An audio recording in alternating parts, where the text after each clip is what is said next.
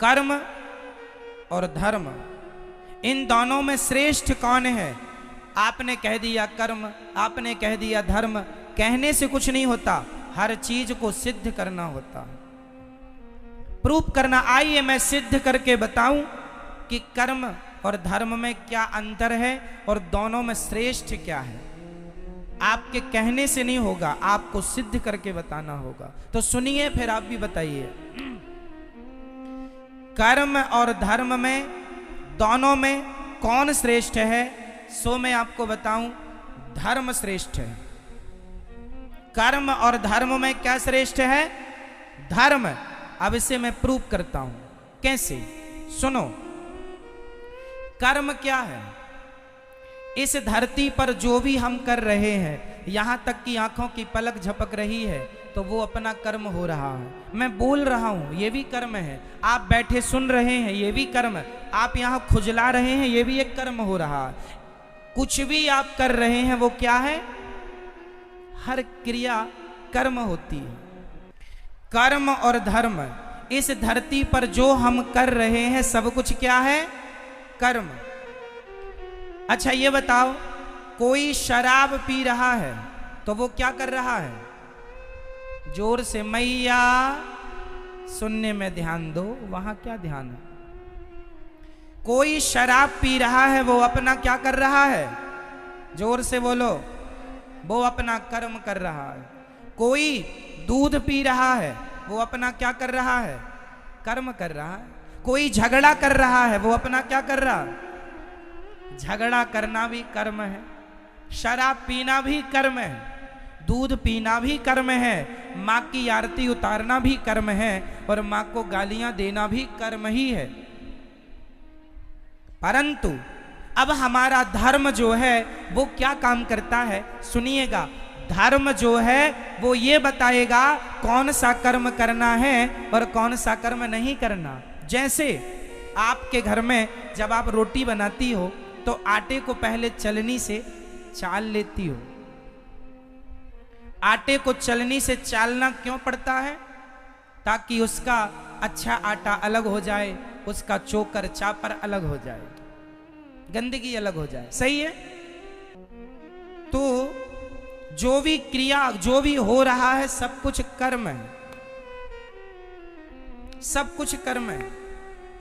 चलनी जो है वो अच्छे आटे को अलग, बुरे आटे को अलग करती है। उसी प्रकार धर्म एक चलनी है। धर्म ही बताता है कि कौन सा कर्म करना है और कौन सा कर्म। कर्म दो प्रकार के होते हैं, एक अच्छा कर्म, एक बुरा कर्म। कौन सा कर्म करना है? माँ की आरती उतारो, ये कर्म तो करना है, पर माँ को गाली देने का कर्म नहीं करना।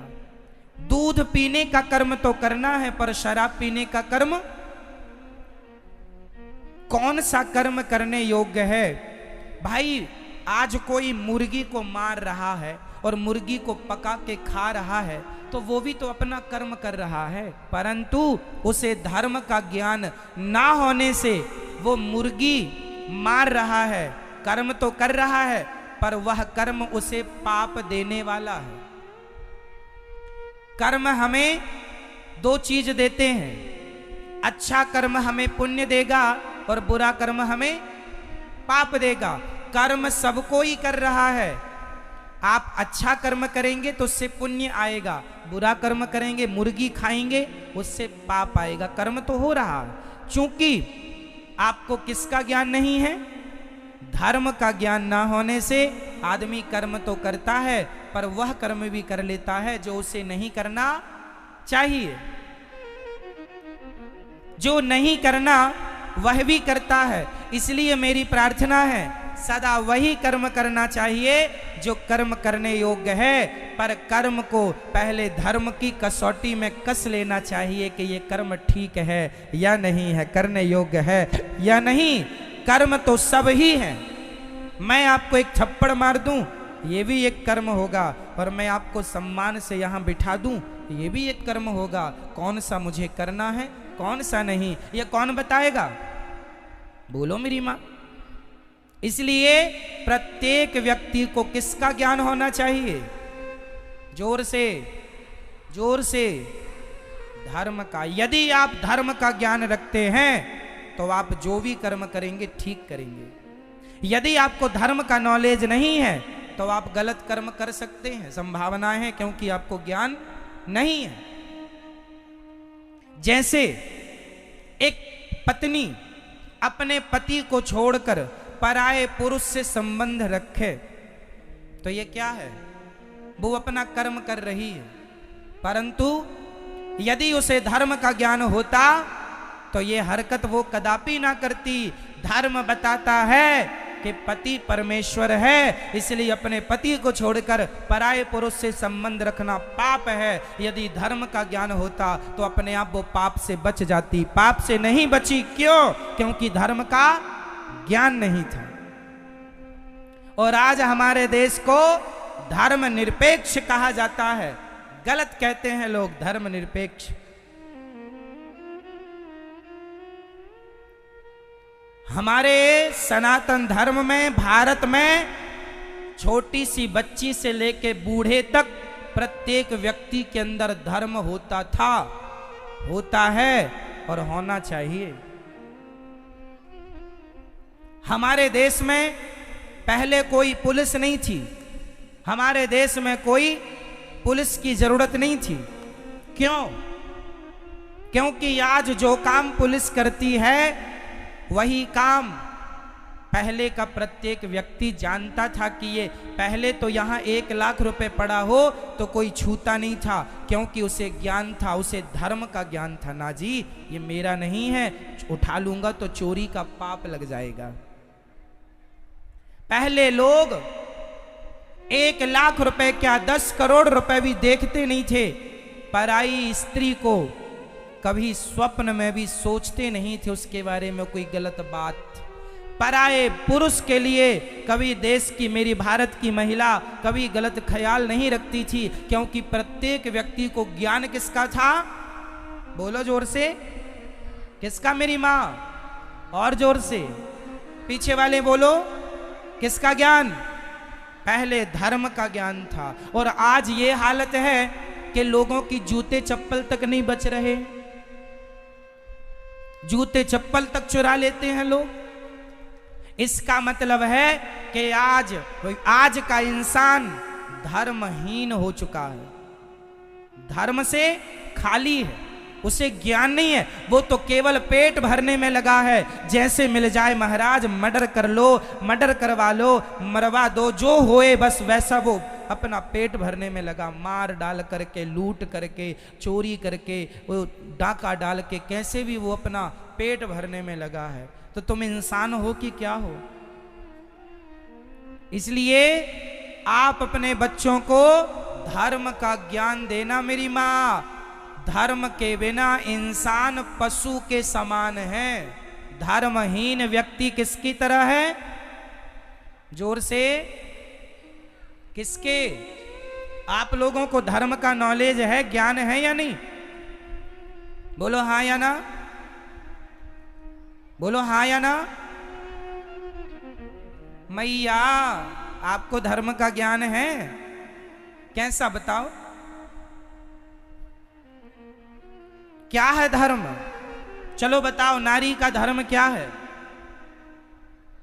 सबके भारत में धर्म है। पुत्र का धर्म है अपने माँ बाप को भगवान मानकर सेवा करना।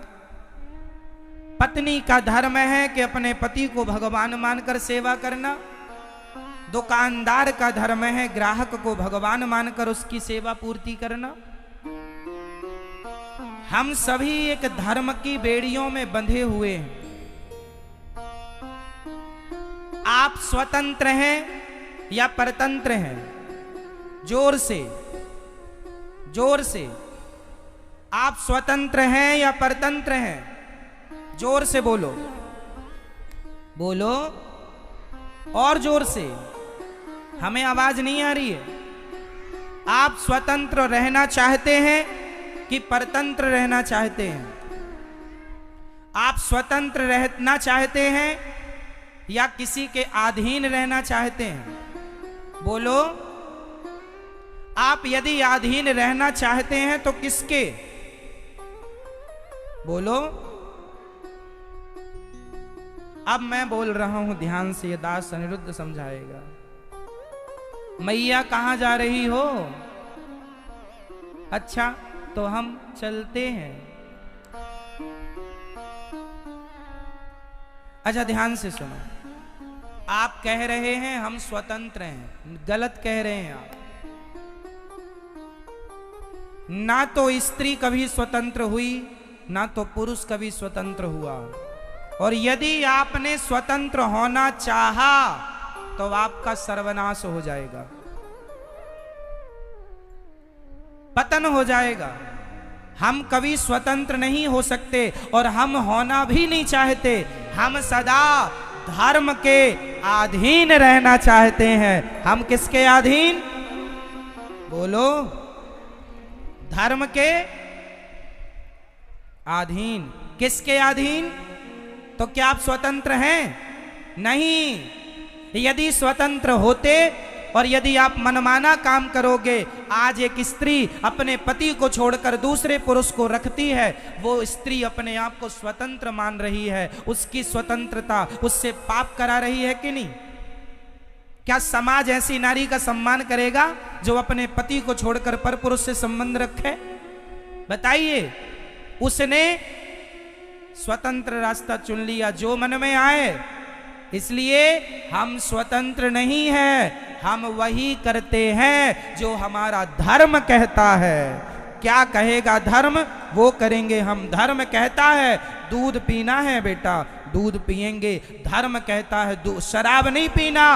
आप मुझे 10 करोड़ रुपए देंगे और कहेंगे कि एक गिलास शराब पी लीजिए, तो मैं 10 करोड़ क्या, पूरी सृष्टि की दौलत लाकर कदमों में रख देंगे, तो भी मैं अपने धर्म का परित्याग नहीं करूंगा। मैं स्वतंत्र नहीं हूं, मैं धर्म के अधीन हूं। मैं गुलाम हूं धर्म का। मैं किसका गुलाम हूं? मैं किसका गुलाम हूं? 2 नारियां हैं समाज में। एक स्त्री का नाम है सीता, बहुत ध्यान से सुनिएगा। एक स्त्री का नाम है मेरी मां सीता, और दूसरी स्त्री का नाम है सूपनखा। सूपनखा रावण के बहिनी।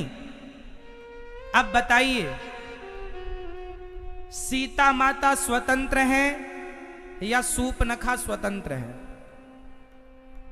कौन स्वतंत्र है? बोलो मेरी मां। कौन? सूपनखा स्वतंत्र है। इसलिए वो किसी पुरुष से कहती है कि हमसे विवाह कर लो, तो सम पुरुष न मोह सम नारी। राम जी कहते हैं हमारा भाई वहां बैठा है, एक बार बात कर लो, बात बने तो। चली गई। इतनी निर्लज्ज है, देखो खुद अपनी शादी की चर्चा कर रही, खुद अपना विवाह तय कर रही। लक्ष्मण जी से कहती हमसे विवाह कर लो, तुम बड़े सुंदर हो। वैसे तो तुम्हारे भैया बड़े सुंदर हैं, पर वो नहीं मिल रहे हैं, तुम ही मिल जाओ। वो कहती है कि हम भी कम सुंदर हैं क्या? राम जी ने पूछा तुम्हारी शादी हो गई? कहती नहीं हुई, जबकि सूपनखा की शादी हो चुकी थी। सूपनखा के पति का नाम है विद्युत जिह्वा। सूपनखा के पति का नाम क्या है? विद्युत जिह्वा। इसे रावण ने मार डाला है, रावण ने मार दिया अपने जीजा को। और सूपनखा कहती है मैं कुंवारी हूं। तो लक्ष्मण जी ने नाक कान काट दिया। किसी ने लक्ष्मण जी से कहा क्यों जी आपने नाक ही क्यों काटी? लक्ष्मण जी बोले हाथ काटते तो इसे जाकर बताना पड़ता कि फलानी जगह गए थे तो हाथ कट गया। नाक इसलिए काटी है, इसे बताना नहीं पड़ेगा कि कहां गए थे, लोग देखते ही समझ लेंगे कि नाक कटाने ही गई थी, इसलिए नाक ही काटी। कहती है तो सम पुरुष न मोह सम नारी। क्यों? क्योंकि सूर्पनखा का संकल्प वही है जो राम का, निश्चरहीन करऊं मही। राम जी कहते हैं मैं निशाचरों से हीन पृथ्वी कर दूंगा, मैं रावण को मारूंगा, राम जी कहते हैं। और सूर्पनखा भी कहती है रावण तूने मेरे पति को मार डाला है, क्योंकि सूर्पनखा का पति इतना बलशाली था कि रावण डर गया कि कहीं ये मुझे मार के कब्जा ना कर ले लंका में, इसलिए मार दिया।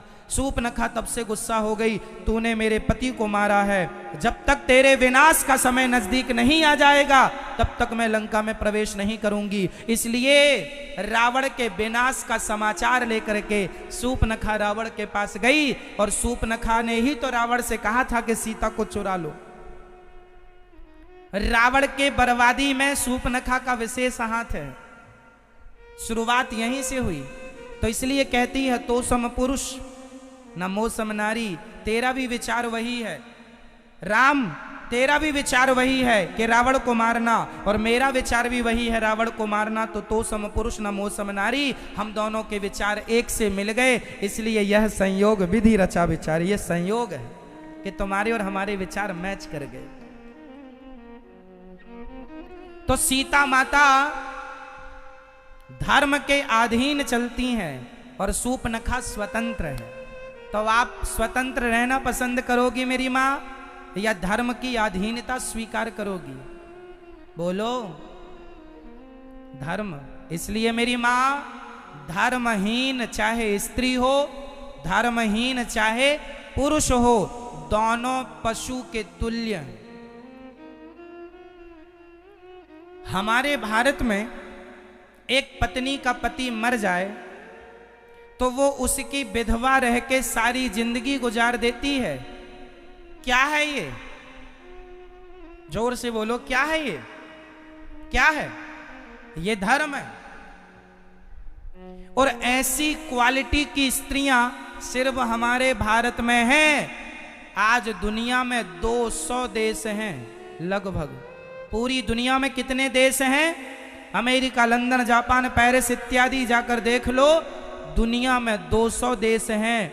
ऐसी स्त्रियां केवल भारत में पाई जाती हैं कि पति के मर जाने पर उसी की विधवा रहकर जिंदगी गुजार देंगी, पर पराये पुरुष की तरफ आंख उठाकर नहीं देखेंगी। ऐसी स्त्रियां सिर्फ भारत में होती हैं। सती सावित्री केवल यहां और कहीं नहीं, इसलिए यहां धर्म है।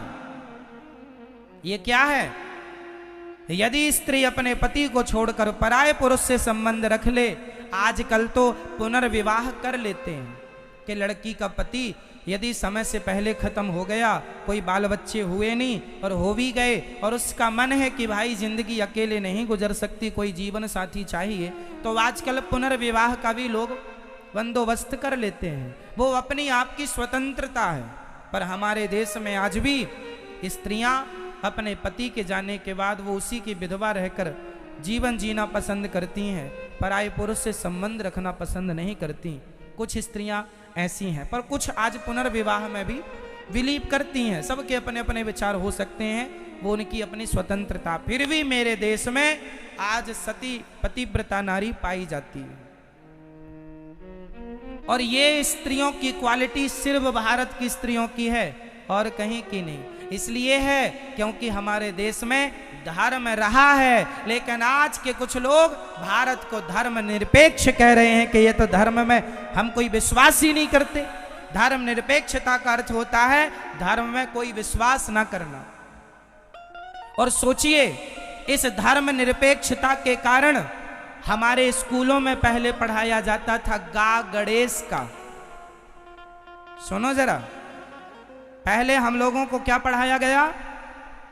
गा गणेश का। आज पढ़ाया जाता है गा गधे का। कोई गणेश बनना नहीं चाहता, गधा ही बनना चाहते, इसलिए आज गधे हो रहे हैं। गणेश के संस्कार खत्म हो गए। गणेश वही है जो अपने माँ बाप की परिक्रमा लगा ली तो पूरे ब्रह्मांड की परिक्रमा लग गई।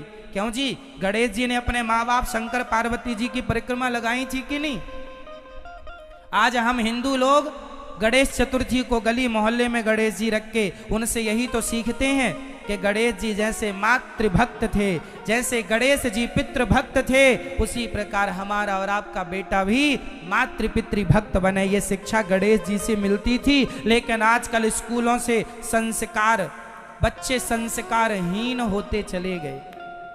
हमारे समय पर जब मैं हिंदी पढ़ता था यहीं पर, तो हमारे यहाँ कुछ मीराबाई के पद हुआ करते थे हिंदी में, कुछ सूरदास के पद हुआ करते थे। जब हम पढ़ते थे तो रामचरितमानस की चौपाइयां हुआ करती थी। लेकिन आज नहीं है, गायब कर दिया धर्म निरपेक्षता के कारण में कि भाई हर मजहब के, हर धर्म के लोग पढ़ते हैं। अरे तो भारत है, ये हिंदू राष्ट्र होना चाहिए, यहां तो सनातन धर्म के हिसाब से ही सब चलना चाहिए। क्या कुछ लोगों के कारण हम अपना धर्म छोड़ दें? लेकिन आज लोग छोड़ रहे हैं। हम लोग पढ़ते थे तो ये चौपाइयां हुआ करती थी, सुखी मीन जे नीर अगाधा, जिमी हरि शरण न एकऊं बाधा। ये हम लोगों ने रामचरितमानस की चौपाई हमने कुछ तो यहीं पढ़ी है हिंदी में।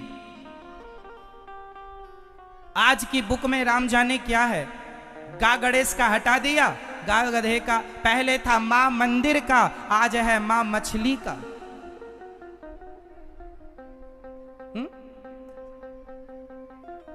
तो अब बताइए, गा गधे का अच्छा है कि गा गणेश का अच्छा है? तो गा गणेश का हटा दिया, क्योंकि गणेश जैसों बच्चों की जरूरत नहीं, अब तो गधों की जरूरत है। तो गधे ही गधे हो रहे हैं सब जगह।